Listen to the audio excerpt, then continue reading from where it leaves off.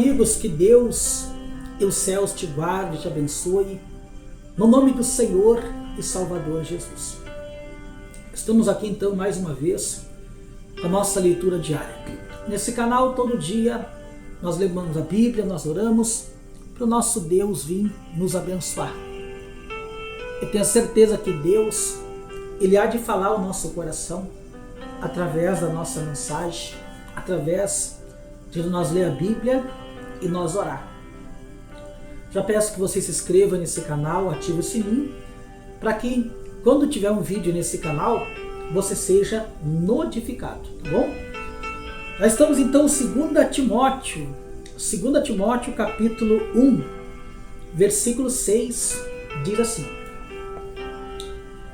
Por esta razão, pois, te admoesto que reaviveis o dom de Deus que há em ti pela imposição das minhas mãos. Porque Deus não nos tem dado espírito de covardia, mas de poder, de amor e de moderação. Então, você vê que o apóstolo Paulo manda nós reavivar o dom de Deus que é em nós. Porque a palavra de Deus diz que quando nós se batizamos nas águas, entenda bem, meus amados irmãos, nós receberemos o dom do Espírito Santo. Então, quando você se batiza nas águas, você recebe o dom do Espírito Santo. Isso é muito forte, entendeu? Então, naquele momento que você recebe o Espírito de Deus, você não tem medo de nada. Você é uma pessoa corajosa. Tem muitas pessoas que hoje elas têm medo. Elas têm medo do mal, elas têm medo das pessoas. Mas quando Deus coloca dentro de nós o seu Espírito, Ele coloca dentro de nós a fé, a força. Lembra de Davi, que matou o leão e o urso, sem ter nada nas mãos? Lembra de Sansão também, a força que Deus dava para ele? Então nós temos que ter essa coragem, ter essa fé e não temer. A Bíblia diz que nós não podemos temer ao que mata o corpo e a alma. Temos que temer a Deus. Temos que ter medo de Deus, de mais ninguém, porque Deus é maior do que tudo. Então reaviveis o dom de Deus que é em ti, ou seja, alimenta mais a natureza de Deus na tua vida, através da leitura da palavra, através da oração, através do jejum. É isso que você tem que fazer. Porque quando você alimenta o novo Espírito que Deus colocou dentro de você, você não vai ter medo de nada. Pelo contrário, você vai ter fé, você vai ter ânimo, você vai ter disposição. E no versículo 8 diz assim: Não te envergonheis, portanto, do testemunho de nosso Senhor, nem do seu encarcerado, que sou eu. Pelo contrário, participa comigo do sofrimento a favor do Evangelho, segundo o poder de Deus. 9. Que nos salvou, nos chamou com santa vocação, não segundo as nossas obras, mas conforme a sua própria determinação.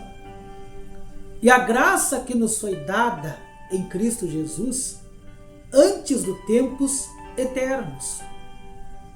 10.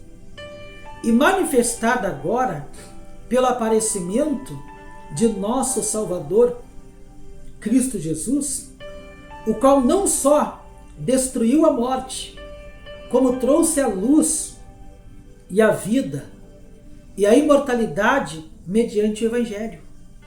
11. Para o qual eu fui designado pregador, apóstolo e mestre. 12. E por isso estou sofrendo estas coisas. Todavia não me envergonho, porque sei em quem tenho crido. Estou certo de que Ele é poderoso para guardar o meu depósito até aquele dia. Meu Deus do céu. Estou passando por isso, por aquilo outro, mas eu sei em quem eu tenho crido. Olha, meu irmão, como vale a pena você servir a Deus. Como vale a pena você orar, você jejuar, você ler a Bíblia. Você não tem medo de nada. Você sabe que tudo que você passa, Deus Ele permite. Ele está te ensinando alguma coisa. Meu Deus do céu, tem pessoa que não entende isso. Quando nós ficamos doentes, quando alguma coisa dá errado, Deus está nos mostrando alguma coisa. Mas a Bíblia diz que antigamente eles oravam dia e noite. Hoje tem pessoa que não faz uma oração no dia. Tem tempo para tudo, mas não faz uma oração por dia.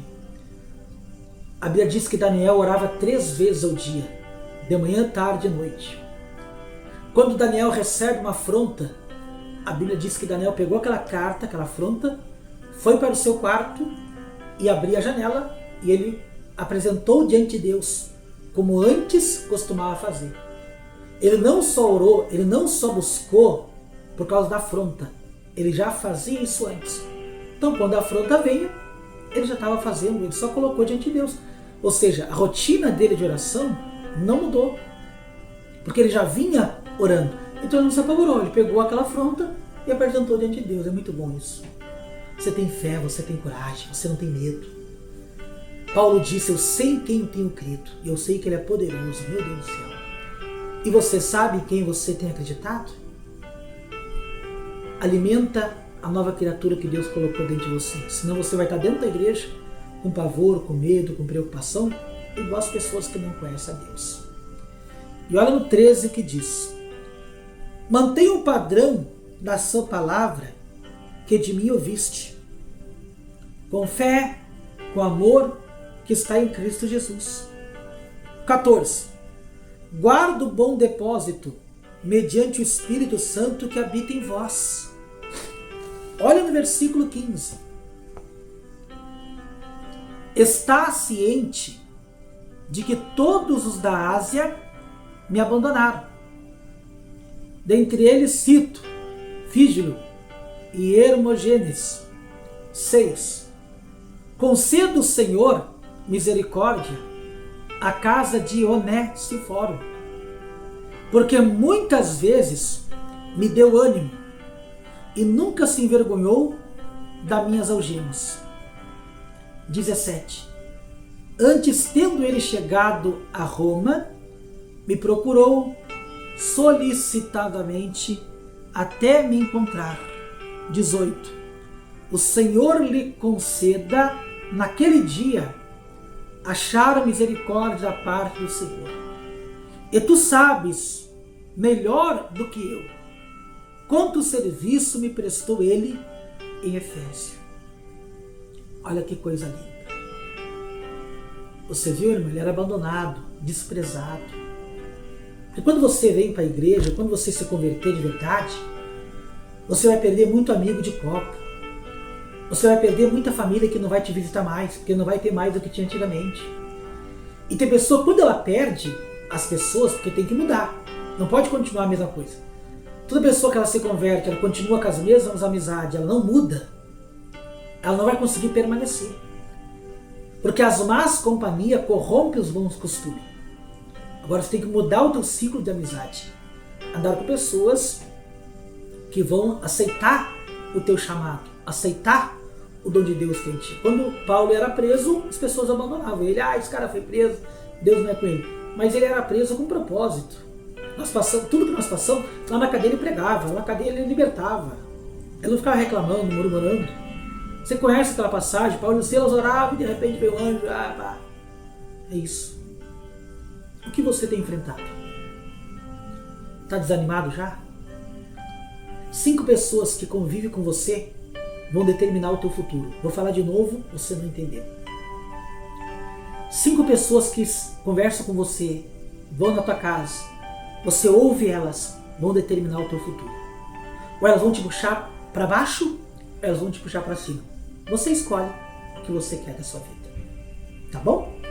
Eu quero orar por você no nome de Jesus. Pai, em nome de Jesus, eu repreendo agora todo o mal que tem colocado desânimo, tem colocado medo sobre a vida dessas pessoas. Eu digo, diabo, demônio maldito, pode pegar tudo que é teu agora. Eu estou te mandando pelo poder que é no nome de Jesus. Eu digo, diabo, eu digo, capeta do inferno, pode pegando agora o teu desânimo, a tua luta, as tuas doenças dessa casa agora. Eu estou te mandando. Pode ouvir a minha voz agora, demônio. E no nome do Senhor Jesus, saia. Em nome de Jesus, saia. Receba agora a bênção de Deus. Porque eu determino que o Senhor será o teu pastor e nada te faltará, nem o mal te sucederá e nem praga nenhuma chegará na sua tenda. E você diga: eu recebo, em nome de Jesus. Diga amém e graças a Deus. Que Deus e os céus te guarde, em nome de Jesus. Um abraço.